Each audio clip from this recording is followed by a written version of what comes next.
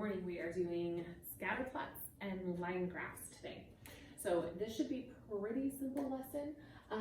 We're working with, let's start with scatter plots.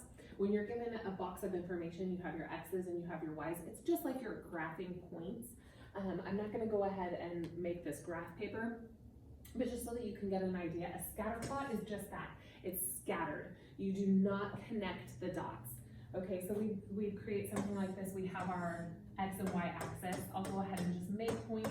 I'm not going to create a large graph paper because I don't want to make it blinding when we're on the screen here.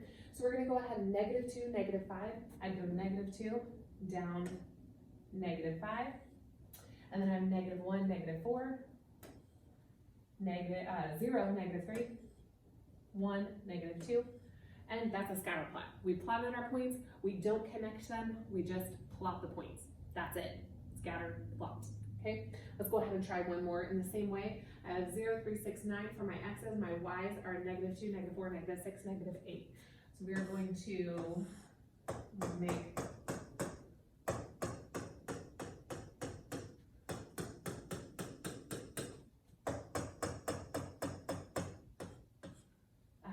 my graph paper here. So I have 0, -2, I'm gonna go 0, -2, 3, -4, 6, -6, and 9, -8. Again, I just plot the points. That's a scatter plot. So now when I'm looking at this, we have 3 different types of scatter plots. So we have one where the points go up and we use what's called a trend line.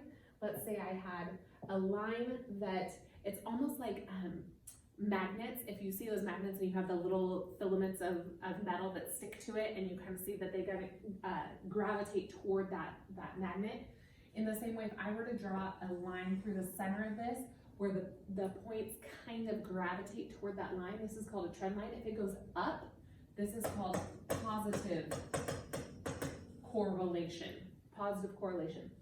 If I were to draw a trend line, and again, going down through the center, it doesn't have to start at the axis here, but if it were to go down, heading down, just like when we look at the slopes of lines, when they go up, it's a positive slope. If it goes down, it's a negative slope. In this way, if it goes up, it's a positive correlation. If it goes down, it's called negative correlation. And then if I can't even find a trend line, there's no way that those points will gravitate toward anything. This is called relatively no correlation. Okay?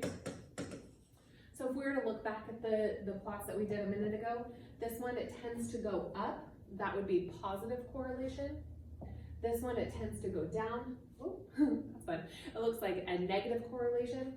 And then just like this, where if they're randomly there, it's called relatively no correlation.